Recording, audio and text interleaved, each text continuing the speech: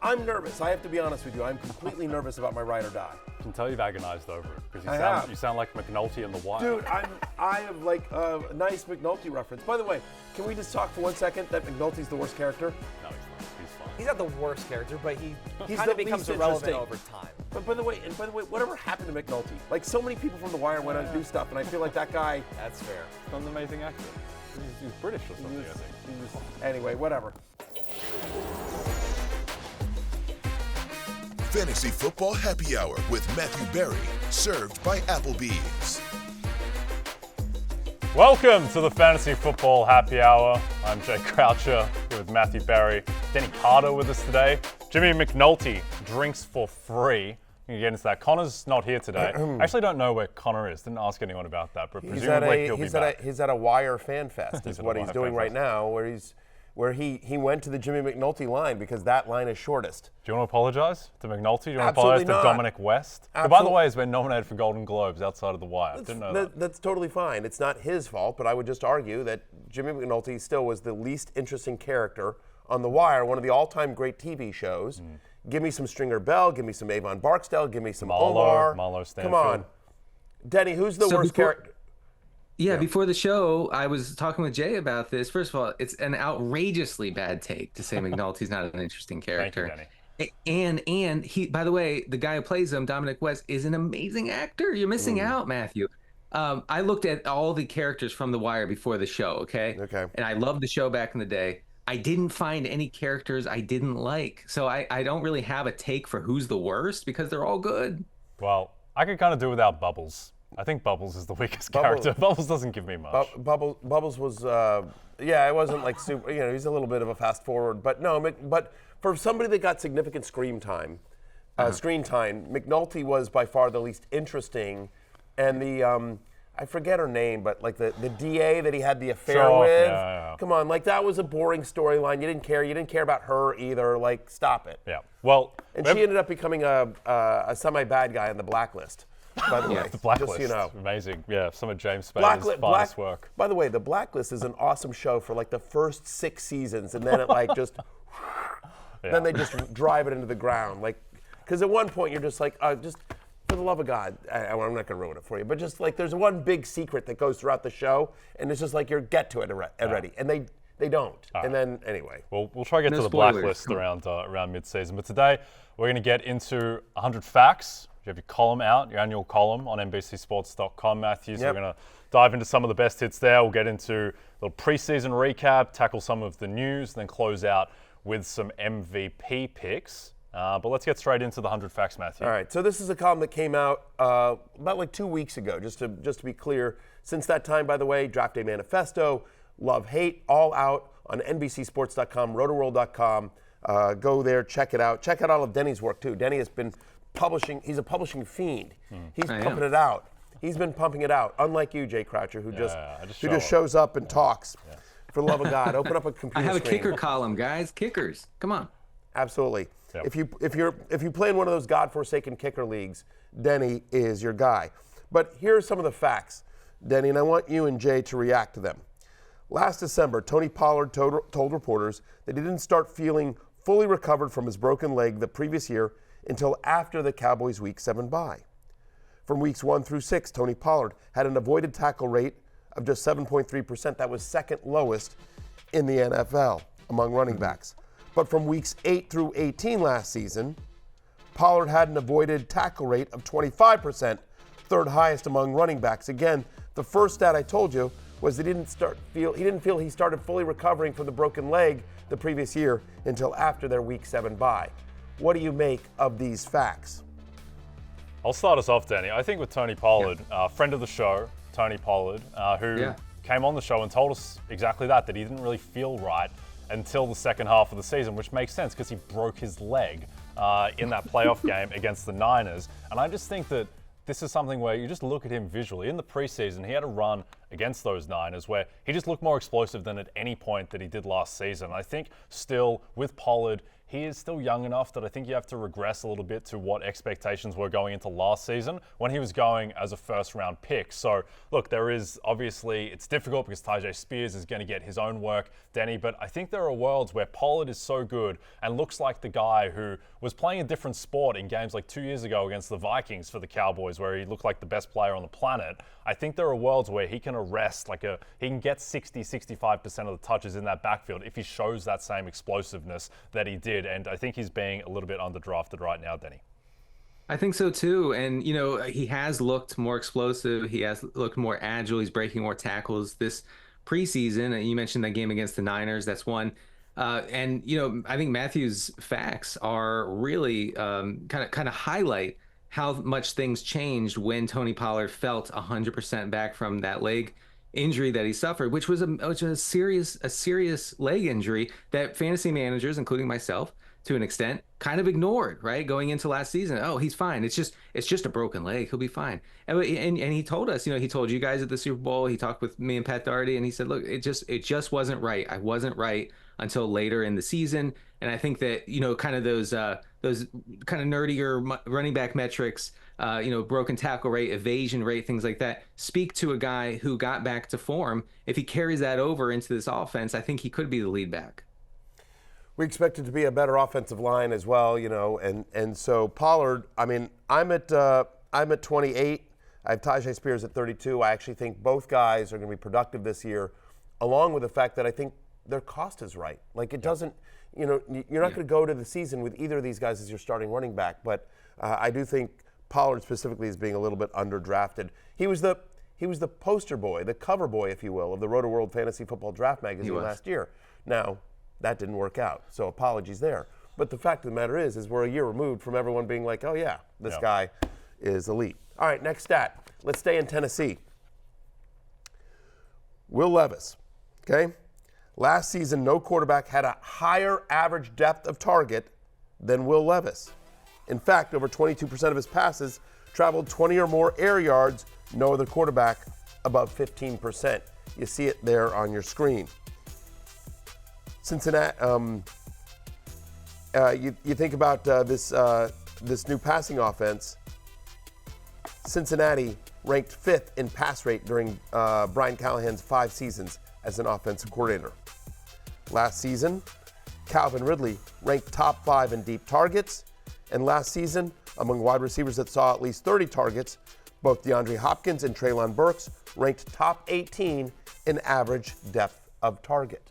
Yeah, I think this Tennessee situation is very interesting because I think they're a team that has been somewhat written off because they're the distant fourth favorite in the AFC South. I think 10-1 to win that division. Everyone is focusing on CJ Stroud and the Texans and Anthony Richardson in Indianapolis, and even probably more so than the Titans have bounced back in Jacksonville. But I think that with Tennessee, with the fact that they have a new coach in Brian Callahan, who by all accounts is going to bring this Tennessee offense, into the modern era of the NFL with more pass game, with activating Levis beyond just the deep stuff, I think. And he's looked really great in camp, in preseason. He has weapons. You mentioned the offensive line, Matthew. That left side of the offensive line in particular, with J.C. Latham coming in, I think getting Cushenberry at center is really helpful. This was arguably the worst offensive line in football. And I just think that one, Levis is just a hugely high variance player overall, and so you want to be buying into that because of the potential upside and tails. And then just with the new coach, with new offensive line, there's just a lot of room for this to really improve. And the last thing I'll just mention real quickly before we turn it over to Denny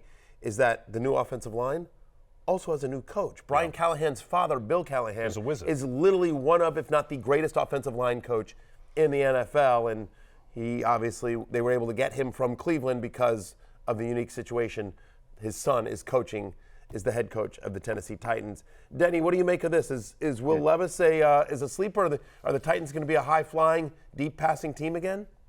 I think we sort of have to forget everything we know about the Titans as a franchise, as an organization, because for the longest time, right, under Vrabel and the previous regime, they were super run-heavy, okay? They were just this completely, offensively kind of backward team that were trying to play like retro football. Like Jay just said, I think we're going to see the Titans finally enter the 21st century, which is nice. 24 years into the century, they're entering it. And I think that they actually could be like a top 10 team as far as pass rate goes. I think their defense is shaky enough, if not just plain bad enough, to put the offense in situations where they have to drop back a lot. They have to chase points in the second half. That could be really fun for fantasy from a volume standpoint. Calvin Ridley, as you mentioned in your 100 facts, Matthew, top 5 in deep targets last year. Now, did they work out? No, they didn't. It was actually catastrophic every time Trevor Lawrence threw it downfield to Ridley. But I don't care about that. Okay, that's those are high variance targets. It happens. It happens. I think that he'll be used more properly in this Tennessee offense. I think he'll see more snaps and routes from the slot, and he could get more intermediate and short stuff to sort of paper over when he doesn't have the big hit downfield. But I honestly, I have come around on Ridley to the point where I really target him in redraft leagues. He's my wide receiver 36. I have DeAndre Hopkins as wide receiver 39. I actually think both guys are potentially values. Like Hopkins, both those guys, they're older players, specifically Hopkins, but they're both like sort of older.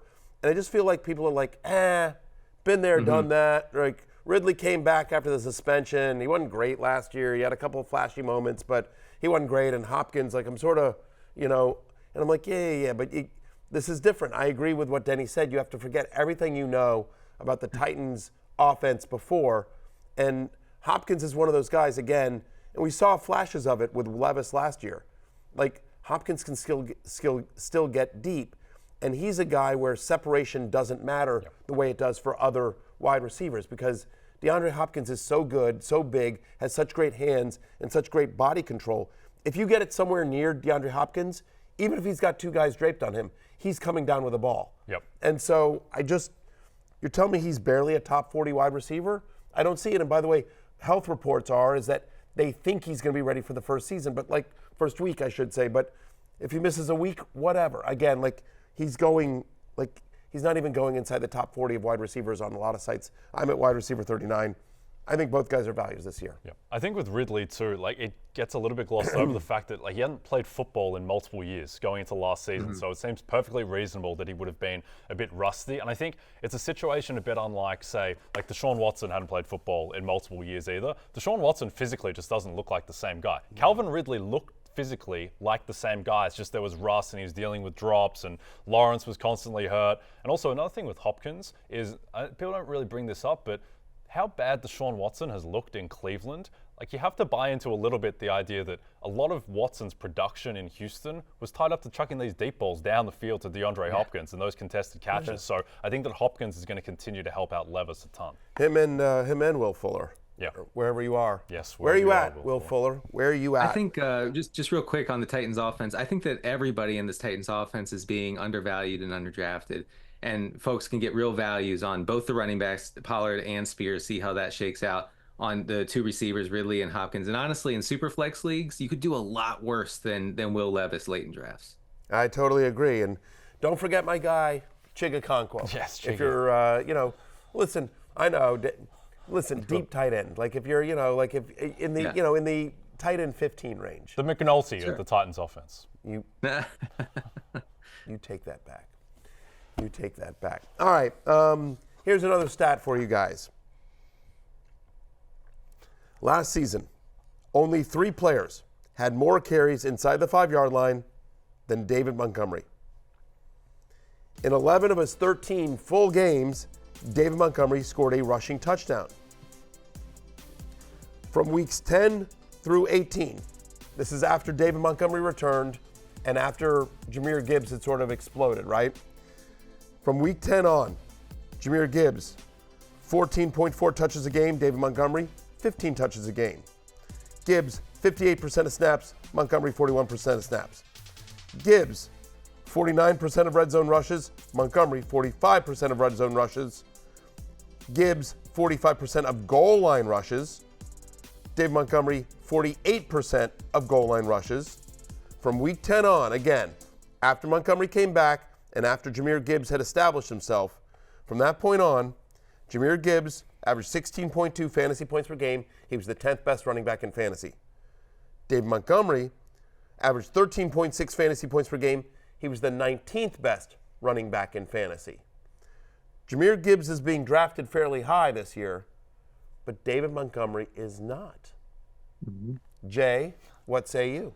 Yeah, I think there's this idea, and perhaps it's not a wrong idea, that Jahmyr Gibbs is going to take another step forward and really break out and own this offense. But the thing is that they run the ball so much and so effectively, and they're going to be in scoring position so often that both of these guys can eat. I think the Lions might be the highest floor team in the NFC just because of the health issues and the age with the Niners. And I just think that the fact that they play 14 games indoors, the fact that offensive line is so rock solid, they're going to be in scoring position a ton. And we've seen like what Jamal Williams did in this offense where he scored 1 million touchdowns a couple years ago. There is going to be room for David Montgomery to eat, even if Denny, he's not as quite prominently featured as he was last year, just because Gibbs, you expect to see some uptick in just usage. The point of this stat, very simply, was, look, we all know Gibbs is a star and he's going early in drafts, but Dave Montgomery, even with an established Jahmyr Gibbs last year, over the second half of the year, was a top 20 running back, and he's not being drafted anywhere close to that, Denny. That's my argument. Yeah, I guess it's just the idea, like Jay said, that everybody expects Gibbs to just take over this backfield. And honestly, I think that's presumptuous. I think that right now we are drafting Jahmyr Gibbs at or near his ceiling, okay, which is fine. You know, I mean, he does have the ceiling outcomes, certainly, because he's a really good player, really explosive and efficient and all that. 31 inside the 10 rushing attempts for David Montgomery last year, but 21 for Gibbs. So it's not like Gibbs was like phased out of that inside the 10 offense. Of course, the Lions being among the league's run heaviest teams in the red zone. So I do think Jay's onto something when he says both of these guys can get there, you know, and it depends on how you're building your team. But David Montgomery makes a lot of sense to me if you're starting your team wide receiver heavy and you want a guy who's going to see those high value touches. Montgomery's your guy. He's going around I just looked this up on Yahoo. He's going in like the 6th round. You know what I mean? And so again, like he's going, right around the RB20. So my ranks are right there, but in terms of the overall, I think he's going lower than where I have him. And so it's just, again, I just think he's a guy that people have sort of like, David Montgomery, like he's old and boring, and it's Jahmyr Gibbs' backfield, and like he's not. Yeah. He's not at all. Yeah. He's the McNulty of fantasy. Okay. There you go. But we love Dave Montgomery. Yeah, he is. I think there is an aspect too where Jahmyr Gibbs is dealing with soft tissue injuries already, and if Jahmyr Gibbs misses any time, David Montgomery immediately becomes a top 10 running back playing in one of the best offenses in football for a team that wants to run the ball at the goal line. They want to run the ball. I mean, this is a team built in Dan Campbell's style, like controlled chaos and bite their knees, and we're going to pound their guts. I mean, like they want to establish the run. All jokes and cliches aside, they want to pound it with that offensive line and those two guys. And so Montgomery is a guy that is going to still get work. There we go. All right, more stats. Jay, last season, Amari Cooper had a career-high 1,250 receiving yards, and he finished as wide receiver 17 in points per game. Last season, in Week 16 against Houston, with Joe Flacco as his quarterback, Amari Cooper had 11 catches, 265 yards, and 2 touchdowns. He finished with 51.5 fantasy points. That one game accounted for over 21% of Amari Cooper's yards and over 22% of his fantasy points in 2023.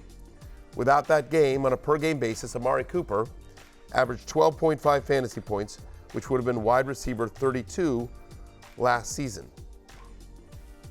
Jay, your thoughts?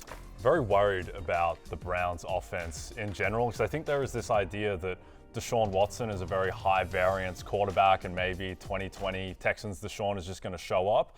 I think that is so far removed, and he's dealt with so many health issues where he has 2 torn ACLs. He had the shoulder last year. He's already missing practice because of general kind of arm soreness and fatigue. Like, I think we need to start viewing this guy a bit more, not quite to the same extent, but a bit more like Carson Wentz, who was also a guy who had a season as an elite quarterback. Carson Wentz was going to win an MVP award in 2017 if he didn't get hurt. And I think that Deshaun is probably a little bit better than that, and he did have flashes like the second half in the Ravens game where he led them all the way back from 31-17 and was 14 for 14 in the second half. But at the same time, like, it wasn't good last year for Deshaun. It wasn't good the year before that. And also, like, the last time he was good was 2020. It was a different league back then. There was way more too high safety, taking away the deep ball, which is what Deshaun excelled at when he was in Houston, tossing it up to DeAndre Hopkins, your man Will Fuller. Yes. Much less two high safety. You said much more. Well, just now, like, teams are taking away. Correct. Teams are taking away the deep ball. And so I just think that it's a new era. He is not as healthy, and we just haven't seen it. And Cooper just thrives so much more with Joe Flacco. So a bit worried about this Cleveland offense and Cooper in particular. Yeah, and I was just looking this up. So Amari Cooper is going as wide receiver 24 on Yahoo at the moment. Again, without that one huge game, he would have been wide receiver 32 last season. What say you about Amari Cooper, Denny Carter? I'm very concerned about all the pass catchers here. I mean, we are going to see Jameis Winston, I think, sooner rather than later. If not for injury reasons, then just for general struggles. You go back to like April and May, guys, and you'll see Rotoworld blurbs on the Browns coaches and training staff being very careful with how they manage Deshaun Watson's arm, right? His throwing arm. And we're still in late August now talking about general arm soreness. Like, maybe he's just lost his fastball. Maybe he's not going to come back from this the way the Browns hoped he would. And I think that impacts everybody in this offense. Honestly, I was way more bullish on Amari Cooper last year when Joe Flacco came in than when Watson was in, because I believe Flacco, for fantasy purposes, was better for all these guys, for Njoku, for Cooper, for everyone. I tend to fade the Browns because of Watson right now. I mean, that's the biggest key. It's like you're already hearing, Denny already mentioned it, like there's already arm soreness for Deshaun Watson. Like, it just, it's been a tough run in Cleveland for Deshaun Watson. Also, by the way, they have like 4 capable backup quarterbacks, which just shows you that they don't feel like, why do they have Jameis Winston and Tyler Huntley and DTR? Like, I think if they were absolutely confident in Deshaun's health, they wouldn't be signing all these guys or keeping them. I would agree with all that. Speaking of another quarterback, I have more facts for you guys. Last season, Trevor Lawrence had the 6th most deep passes. This offseason, the Jacksonville Jaguars drafted Brian Thomas Jr., who led the FBS with 17 receiving touchdowns in 2023, 9 of which came on plays of 30 or more yards. The Jaguars also added free agent wide receiver Gabe Davis. Since he entered the NFL, Gabe Davis leads all players in average depth of target and is second in yards per reception. Denny Carter, what say you about my deep passing stats around Trevor Lawrence? Look, I think it's going to be kind of frustrating for fantasy purposes to draft Gabe Davis or draft Brian Thomas and expect consistent production out of them. They are going to have their blow-up weeks. Good luck guessing when that will come. This Jags offense is predicated on Lawrence letting it rip down the sideline, usually down the boundary, which is very, very low percentage sort of throws. That's why Ridley struggled, honestly, last year. And so they're going to keep doing that, I guess. But if you ever saw receivers who could actually come down with those and get production from those, it is Davis and Thomas. So I guess it could work. But I'm skeptical of the overall offensive team building for Jacksonville. And I think that all 3 of these, Kirk, Brian Thomas, and Gabe Davis, I think all 3 of these guys are just going to frustrate the heck out of fantasy managers this year. I think the point of this, and you tell me if you agree with Denny, if you agree with me, but 100 Facts is basically, and I say this in the intro, 100 Facts is literally me just listing a lot of facts, and it's just a clever way, it's a clever presentation, at least I think it's clever. It's a clever presentation of me just trying to lead you in a direction of what I think, right? And so I am pro Trevor Lawrence this year. He made the love list as well. And so my argument there is saying, like, this is a guy that threw deep a ton last year without a bunch of success. Obviously, Calvin Ridley, that was a struggle, but they went out and added a deep threat in Gabe Davis. They also drafted a deep threat in Brian Thomas. They have Christian Kirk and Evan Ingram there in the returning as well. So my question to you, Jay Croucher, is Trevor Lawrence, who last year was 4th in pass attempts per game, the Jags overall ranked top 10 in the NFL in passing rate. Are you buying a bounce back from Trevor Lawrence fantasy-wise this year? So I think the pro argument for Lawrence was what you outlined, and also the fact that, one, he was just injured all of last season, constantly dealing with injuries to whether it was concussion, his knees, shoulder. He's just banged up all the time. Just on average, he should be healthier. There's also the fact that you still have to regress a bit to the idea that he was drafted as a generational quarterback, and he's shown enough flashes that we can't just throw that out the door. He does, in theory, still have top 5 quarterback upside. On the downside, is that it just doesn't seem like a very tightly run ship in Jacksonville. There's concerns about the offensive play calling. Why did they just completely melt down the stretch? Like, why are you losing to the Titans in the final week of the season in Ryan Tannehill's farewell game when you have the division on the line? So I think that there are those concerns. With Brian Thomas, he's the guy who's most compelling to me just because of the talent and the upside. And I think there are worlds where he could be Trevor Lawrence's #1 wide receiver, and he is closer to the Marvin Harrison, Malik Neighbors of the worlds than the Lad McConkey's, Jalen Polks of the worlds, which I think is, he's probably viewed halfway in between there, which is fair. And he does have a ton of upside and he's lit up camp. But I just don't really want to buy into this Jags situation, Denny. I will say Go ahead, Matthew. No, you go.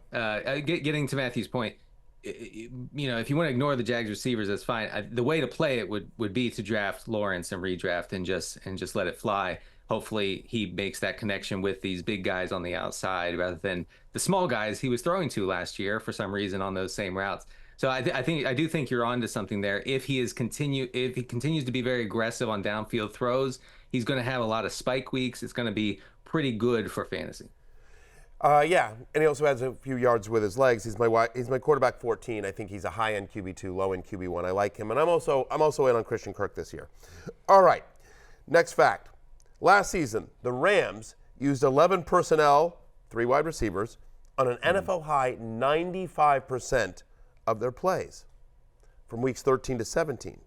Last season, Demarcus Robinson saw a 20% target share, played on 86% of snaps, saw at least one end zone target in every game, averaged 15.4 fantasy points per game. What say you, Jay Croucher? So I think what this speaks to is, one, there is scope for a third wide receiver clearly for the Rams to have value, and that's likely going to be Demarcus Robinson. Whittington, the rookie, also perhaps he can break out and be Puka Nacua light from last year. Don't expect anyone to break out the way that Puka did last year, where he set the all-time rookie receiving yards record. But to me, what this most says is that I think there are worlds where Nacua and Kupp can both be elite fantasy options just because of how often they use multiple wide receiver sets and because of how good it looked towards the end of last season, the level that Matthew Stafford played at. But what does this say to you, Denny?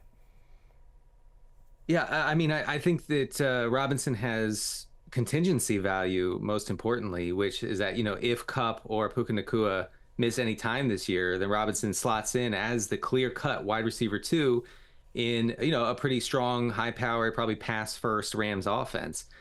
So I think that he's a smart pick for that reason. Is he going to see consistent targets on a week-to-week basis? I'm not sure, but, Matthew's right in that the Rams run a ton of 3 receivers. We're going to see, by the way, the Falcons do that this year with Zach Robinson, who is a McVay disciple. He's going to run a ton, probably 90+% 3 receiver sets, so that's something to file away. But I do see Robinson as a savvy late-round receiver pick. Do the Falcons have a third receiver or a second receiver? All I was just going to say is, it's interesting when you said that, which is absolutely true. I feel like everyone, we've talked about, Drake London, Kyle Pitts, and Bijan Robinson and Kirk Cousins, but literally no one in the world is talking about Darnell Mooney. Yeah. To your point, if it's going to be a high-powered offense and they're running 3 wide receiver sets, Pitts is really just a wide receiver that they call a tight end, but still, Darnell Mooney is somebody that I feel like we're going to be week 2 on the waiver wire show saying Darnell Mooney's our #1 pickup this week. Absolutely. Yeah, Mooney is not just there as a deep ball merchant. I really don't. The way that the team talks about him, the way beat writers for the Falcons talk about him, he's not just going to be a guy who sees 2 downfield shots a game and that's it. He's going to be running 80+% of the routes in this offense. This offense is going to be pass first with Kirk Cousins under center because that's the way all Kirk Cousins offenses are, right? So I think Mooney is very quietly a good pick, especially if you start your draft running back heavy and you're just looking for some cheap targets later in your draft. Yeah, last couple of runs. But literally, I don't think I've been in a draft yet, and I've done a ton of them where I've seen Mooney actually get drafted. I mean, I'm in a 14-team deep league right now, and I'm in the 18th round of this best ball expert league, and Mooney's still out there. Yep. I'm making my next pick. Yeah. Yeah, one Drake London ankle sprain away from being wide receiver 1 for a good NFL team. Yeah. All right, the Rotoworld Draft Guide is here for you during the peak of draft season, and this year it has added features available exclusively through a new partnership with Matthew Berry's Fantasy Life. Get a Fantasy Life Plus subscription and receive the Rotoworld Draft Guide to help you crush your competition like grape. Use promo code ROTO10 for 10% off and unlock extensive fantasy, DFS, and betting tools now. Go to NBCSports.com/fantasylife to learn more. We're going to hit a break. When we come back, recapping last night's preseason action and the latest Rotoworld headlines. This Sunday, fresh faces will face off in our nation's capital as Drake May and the New England Patriots take on Jayden Daniels and Matthew's Washington Commanders. It's the NFL preseason, Sunday, 8 p.m. Eastern on NBC and Peacock.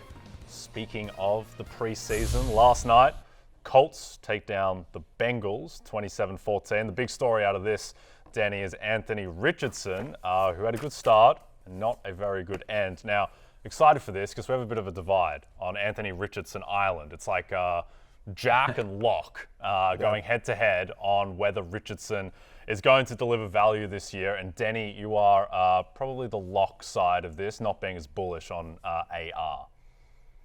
Yeah, and it's not fun, let me tell you, to push back against a guy with that sort of rushing ability is difficult. I will say, though, I don't understand why he's going as the 5th quarterback off the board in redraft when you can simply wait 6 rounds and get Jayden Daniels or Kyler Murray 4 rounds later. Okay, Matthew's ride or die. Like, I feel like both of those guys have a really good chance of outscoring Anthony Richardson because they largely score fantasy points the same way. Maybe it sounds like an extremely hot take, but I truly mean this. If Justin Fields gets the week 1 starting job and holds on to it throughout the season, he is going to outscore Anthony Richardson. Okay. And Richardson is struggling as a passer. We saw some reports, some really concerning reports out of training camp and the practices against the Bengals this week, where Bengals defenders were saying, look, this guy doesn't know what he's doing as a passer. Bengals defenders were apparently frustrated on behalf of Colts pass catchers during those practices. Richardson comes out, is okay in the preseason. He's only completed 56%, as you can see in this graphic, 56% of his throws in this preseason. He throws a horrible pick 6 against the Bengals' 3rd-team defense. I think that there are major concerns here, and I don't really get his ADP. I think the ADP obviously is based on the upside, right? I mean, we've talked about this. It's a small sample size, but he was a top 5 fantasy quarterback when he played full healthy games, and I think they see not just the rushing ability, but the goal line work, in terms of the way he's built. Like, he's not built like a Jayden Daniels or Lamar Jackson. He's built like Josh Allen. He's built like Jalen Hurts. He's built like a linebacker. Like, you know what I mean? So he's a guy that you would feel confident about giving carries around to the goal line. His size is one of the reasons that there's some anti-Jonathan Taylor talk out there in terms of where he's going at ADP. I hear you. I am at QB5. I'm sorry. I'm at QB4. I have Kyler at QB5. I take that back. No, I have Richardson at 6. I have Kyler higher. Yep. He's my ride or die. Sorry. I have Richardson at 6. So I would take Kyler over Richardson. So I'm with you, but I'm more bullish on him than you are. Yeah. I think a lot of the concerns. I have Lamar at 4. I don't know what I'm thinking. I think some of the concerns about Richardson are going to be more football-based and winning games-based than perhaps fantasy-wise, because he should, I understand, Kirk Herbstreit brought up on the broadcast that maybe there could be, at some point, a quarterback controversy between Richardson and Flacco. I just don't really see it. I think that they took him in the top 5 of the draft. He is going to get a full season to fail. It would have to be just horrifically bad. I just don't think that he's going to be that bad. I mean, it's a massive concern, and it was a concern coming out of the draft. He had a 54% completion rate in college. He still does seem to have these weird throws where he just doesn't put his legs into the throws at all. He's just throwing all arm. So there is downside. There's also immense upside as well. Immense upside, and if the other thing is that unless you're in a super flex league or a 2-quarterback league, deep league, the replacement cost of Richardson is easier than if you miss on another position, right? What I will say here is that the fact that he is raw as a passer was a known entity. That was one of the knocks on him coming out of college, and I think people thought that his rookie year was going to be more like Lamar Jackson's rookie year, more like Jalen Hurts' rookie year, where they mostly ran. There was very limited passing, just a very narrow passing tree, and it was because of Anthony Richardson's success in the preseason last year, where they're like, he's actually more developed as a passer than he gets credit for. That, he started the first game and, looked good. I think it hasn't been a great preseason for Richardson, but I just think the upside is there. And I'm just a big believer in Shane Steichen and what he's done throughout his career, especially with mobile quarterbacks. I worry, you're right. And the history is all there. It all lines up. And by the way, I was big time in on Richardson last season when he was going as a QB 12 or something in redraft. But this price is too rich. If you look at where he's going, you can, instead of drafting Richardson, if you want to hold off on him and get Kyler later or Jaden Daniels later, you can fade Richardson. You can get DJ Moore. You can get James Conner. You can get Malik Neighbors in that range. So I just think that the trade-off is too big at that part of the draft for me to go in on Richardson. I also am a little concerned that, he's basically like Derrick Henry as quarterback, and that is very appealing on the surface.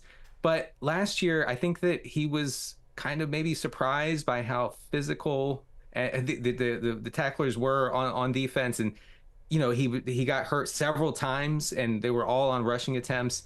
That makes me concerned about whether he knows how to stay healthy, which is, that is a skill. We see that with quarterbacks. Some guys don't have it, like RG3 didn't have it, for example. So I think that Richardson has a lot to learn. It makes me a little bit skeptical.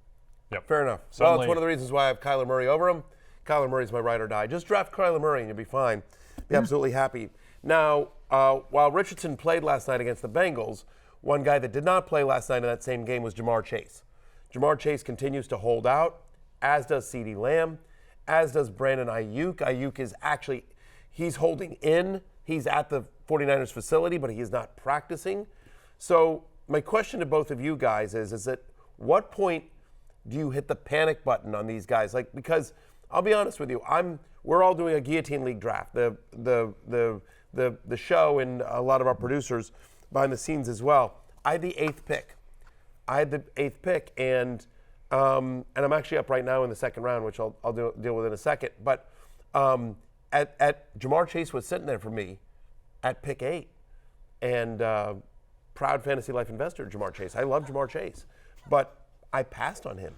I took Garrett Wilson, just because, especially in guillotine league where one bad week and your season's over, and if Jamar Chase misses his first game, not getting production from a number 1 pick in a 14-team league. But so my question to you specifically, though, is for people that aren't playing guillotine leagues, because there are voids in that. At what point do we start panicking? Like, if you have the number 2 pick in a draft tomorrow, are you taking CeeDee Lamb, assuming McCaffrey goes 1? So for me, it's all about degrees. And as we get closer to the season, and the season, by the way, is like 2 weeks from yesterday, so it's coming. We're already kicked into the first degree. Where right now, if I'm drafting, I think I'd rather have Amon-Ra St. Brown than Jamar Chase. I think that first kind of knob has been turned. I think CeeDee Lamb, I feel like with CeeDee, it's strange because he's got just 1 year left on the contract. Chase has 2. The Chase situation, just the reporting around it, seems a little bit more uncertain, whereas with CeeDee, there's always been confidence that it's going to get done. So I still feel better about CeeDee. I also just think that CeeDee is going to have a better season than Chase. But now we're getting to the point where this drifts another 4 or 5 days. Then even in redraft leagues, then maybe I do want Garrett Wilson and A.J. Brown over Jamar Chase. I'll probably still take Chase at the moment, but we're already ticking into that kind of zone. But what do you think, Denny? I'm already at the point, guys, where I am taking A.J. Brown and Garrett Wilson over Chase. I feel more confident. I like A.J. Brown a lot this year. That's another discussion. As far as CeeDee Lamb goes, I mean, I'm good taking Tyreek Hill at number 2 rather than taking CeeDee Lamb. Tyreek's locked in, no contract issues. I know he has the thumb thing, but that's apparently not a big deal according to Mike McDaniel. So I'm good with Tyreek, who, by the way, he was gonna have like a legendary season last year until he got dinged up. So I think that's in his range of outcomes this year too. Okay. Yep. One to monitor and keep checking back in. But yeah, it is officially time to worry about those guys. It's not time to worry about Carson Steele, Matthew, who was the star. Before you move on, I just want to mention one thing about that. Do you guys have any concern, very quickly, do you have any concern about, let's say they come back though, but they missed all of training camp. I mean, think about Chris Johnson, who held out in 2011, came back and he saw a drop off in touches, rushing yards, and total touchdowns. Let's see. And Maurice Jones-Drew played just 6. He held out in 2012. Played just 6 games before being placed on season-ending IR. Josh Jacobs, last year held out until late August. Saw a drop-off in touches, rushing yards, total touchdowns. Missed the last 4 games of the regular season with a quad. Now, all those are running backs, not wide receivers. I want to point that out. But still, you're not in NFL game shape. You're not in the case of Lamb or Chase.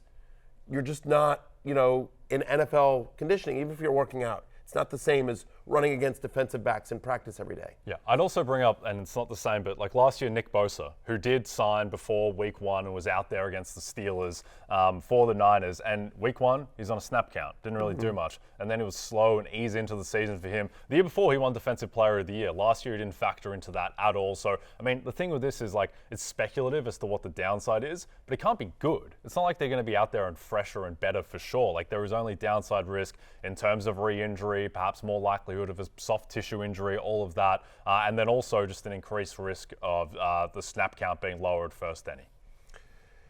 The early season stuff is a concern for both Lamb and Chase. I guess we'll see how it plays out. And I'm not totally fading these guys. Like Matthew said, you're going to see Chase fall. You're going to see Lamb fall a little bit. I do think there's a point where you have to take them, but I'm just so much more comfortable with a guy like A.J. Brown right now. Yep. Okay. Bears Chiefs. I think the only thing out of this, Matthew, not super fantasy relevant, but Carson Steele has 4 carries for 51 yards and a touchdown. Is he the guy that you want as insurance for Isaiah Pacheco? No, I don't think you're going to see Deneric Prince. You're going to see, he's a name to keep on your mind, but also Clyde Edwards-Helaire. I think it's going to be, if something were to happen to Pacheco, I think it would be a running back by committee. I think you're better off if you're drafting a backup for somebody else. Also, Velus Jones, 13 carries for 111 yards and a touchdown. And you might be like, wait, I thought Velus Jones was a wide receiver. Yeah. And he got 13 carries. They might be trying to turn him into Cordero Patterson.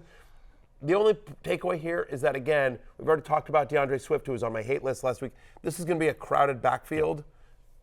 No, thank you. Yep. All right, let's get to the Rotoworld Player news. Start off with Denny's man, Tyreek Hill. Pro Football Network's Adam Beasley reporting that Tyreek Hill, who has a thumb injury, will be ready for Week 1 against the Jags. With this concern over CeeDee Lamb, Tyreek Hill entrenching himself a little bit more as wide receiver 1 after the historic season he had last year, Matthew, where he had 1799 receiving yards, was flirting with 2K for a little bit. Are you at all concerned, Matthew, that Tyreek, who's been dealt with injuries the past 2 years, already dealing with something now? You don't love it, but, at least he's in camp the way that CeeDee Lamb isn't. Yeah. And he's got a good quarterback, a proven quarterback. So, I'm not that concerned about it. And I agree with what Denny said. Is you might feel better about him, especially if this CeeDee Lamb holdout continues, you might feel better about Tyreek Hill at 2. Yep. Assuming McCaffrey goes 1. Yep. It's also it's a thumb injury. Yeah, go ahead, Denny. Yeah.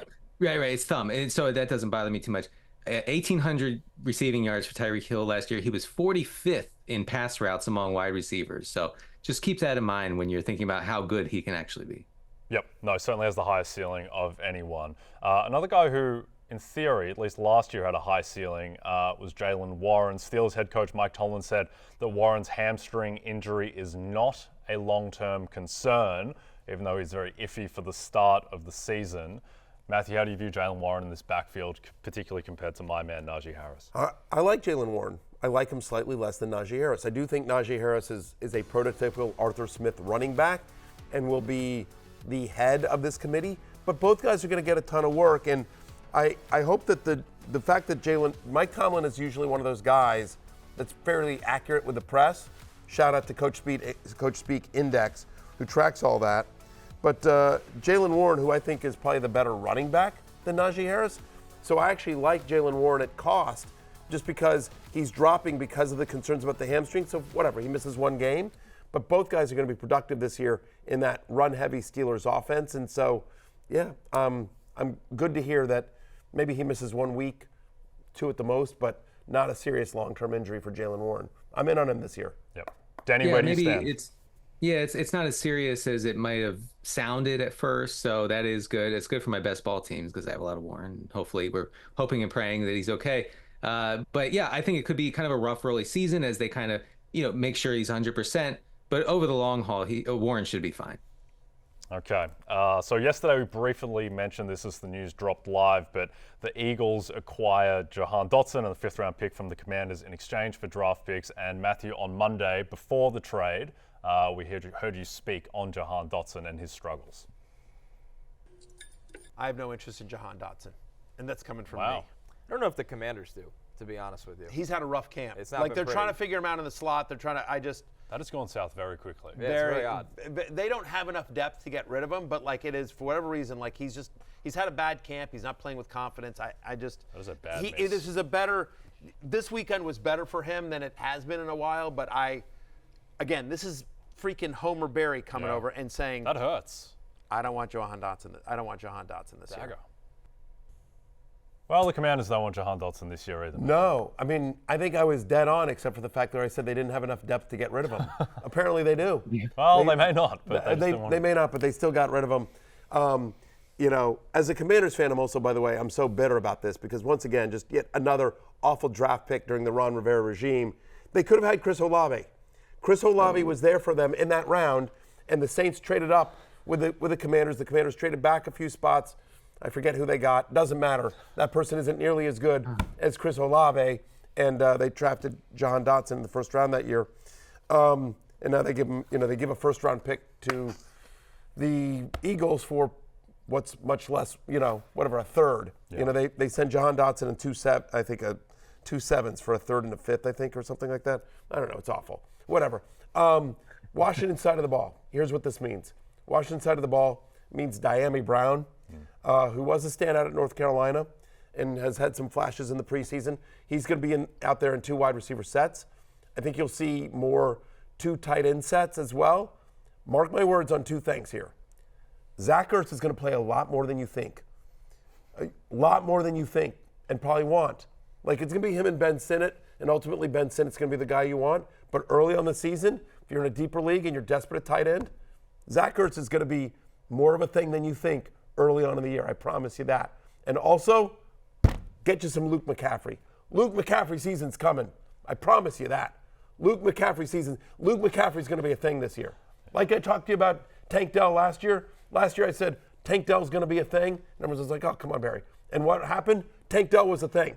Luke McCaffrey's going to be a thing this year. Mark my words. Okay. Luke McCaffrey's going to be a thing this year. Lower shelf, miniature ride or die, Luke McCaffrey. All right, Denny, Bills head coach Sean McDermott said Curtis Samuel, with his turf toe, could play in week 1 against the Cardinals. How optimistic are you about Samuel's outlook this year?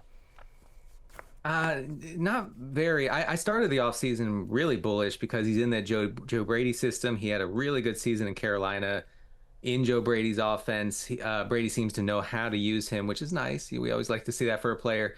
But in the preseason and in training camp, honestly, he has basically been a rotational player with Khalil Shakir in the slot. That's very concerning for both players and honestly very disappointing because I wanted to see both of these guys as kind of the 1A, 1B in this offense as far as receivers go. Shakir has been very efficient when he gets the ball. The problem for Shakir has been getting the ball. Okay, he hasn't been a very good target commander. Of course, when you have Stefon Diggs in your offense dominating targets, that sort of thing won't happen. So I am bullish on Shakir. I like Curtis Samuel. If Samuel misses time at all with this injury, Shakir is a very interesting play in deeper formats. Indeed. All right, fantasy football just got better this season, $1 million better. Create or join a private Yahoo Fantasy League and enter the $1 million NBC sweepstakes. Plus, earn extra entries to win when players on your roster score a touchdown during an opening weekend game on NBC or Peacock. Download the redesigned Yahoo Fantasy app or go to NBCSports.com/fantasymillion to learn more. Our best bets for regular season MVP coming up after the break. DraftKings Sportsbook is the #1 place to bet touchdowns, and new customers can get $5 and get $200 in bonus bets instantly, plus get 1 month of NFL Plus Premium. Download the app and use promo code BERRY when you sign up. DraftKings Sportsbook. The crown is yours. Yours. Oh, very good job, Denny. Denny. Yeah, you'll be better next time if you're back on the show. All right, regular season MVP odds. The crown, as always, Patrick Mahomes is he's plus 475. and the favorite, and then Josh Allen, CJ Stroud, Joe Burrow are next up. We are all going to make picks here, and I'm going to go with a guy who isn't even listed, and that is Matthew Stafford at plus 3,000. Now, to be clear, Patrick Mahomes, I think, should be even shorter. I think he's at the best bet on the board at plus 475. I think he should be plus 300. But of the longer shots, I'm going with Stafford at 30 to 1. The reason is, second half of last season, he played at an MVP caliber level. I think he's going to get a healthier version of Cooper Kupp, who is, say, halfway in between what he showed last year and what he showed at his peak a couple of years before that. I think the way to think about this is the Rams are plus 330 to win their division. If they win a division that features the San Francisco 49ers, I think that's going to be on the back of Stafford playing like an MVP. And I think off the long shots, he is the best play. But what have you got, Denny? On Stafford, or who's my pick? Who's your pick?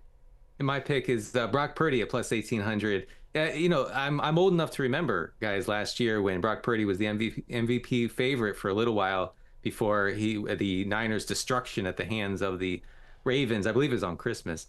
So that was the end of that for Purdy. But Purdy's great on every level, deep, intermediate, short area. I think Kyle Shanahan will give him some more leash to work with this year. I like him a lot as a kind of a long shot MVP. I'm going. I like both those calls, and I think you could make an argument for Aaron Rodgers because the media loves Aaron Rodgers, and he's in New York, and they do things. But I'm going somebody who's also not on the board. I'm going Jared Goff at 20 to 1. America loves the Lions. MVP is not only a playing award, but it's also a narrative award, right? And so, again, they want to reward the Lions. The Lions have been so bad, and if you think about Jared Goff's story, number one pick, goes to LA, doesn't work out. They ship him off to Detroit. They give Detroit a number one pick to take him off their hands. And sort of the resurrection of both Jared Goff and the Lions, if he leads them to the division title, and then the number one seed in the NFC, which is in the realm of possibility, even if they're the 2 seed, I think Jared Goff has a shot at being the MVP. It's just too good of a narrative. 14 of his games this year are indoors where he plays great. Give me Jared Goff at 20 to 1. Yep, I like that. The indoors thing is the key because Jared don't like the cold. No, but he only plays 3 games in the cold. Yep. So there you go. All right, it is closing time, which means you don't have to go here, but you don't have to go home, but you can't stay here. For Denny Carter and Jay Croucher, I'm Matthew Berry. We will see you on Monday. Go check everything out on Rotoworld.com. Peace out. Okay, you have a chance to win $1 million in the NBC sweepstakes on Yahoo Fantasy. Just download the redesigned Yahoo Fantasy app or go to NBCSports.com/fantasymillion for additional details. What are you waiting for? Hey, it's Matthew Berry from NBCSports.com and Rotoworld.com, and I want to thank you so much for watching whatever it is you just watched, or if nothing else, being too lazy to click out of the autoplay after this video started, after whatever it is you actually wanted to watch finished. But now that you're here, I'd like to take a moment here to ask you respectfully now, okay? I'm asking you respectfully to subscribe to the NFL on NBC YouTube channel. You'll get the latest Rotoworld fantasy news headlines, all sorts of great shows, including my own Fantasy Football Happy Hour. So go subscribe now. Again, I'm asking respectfully.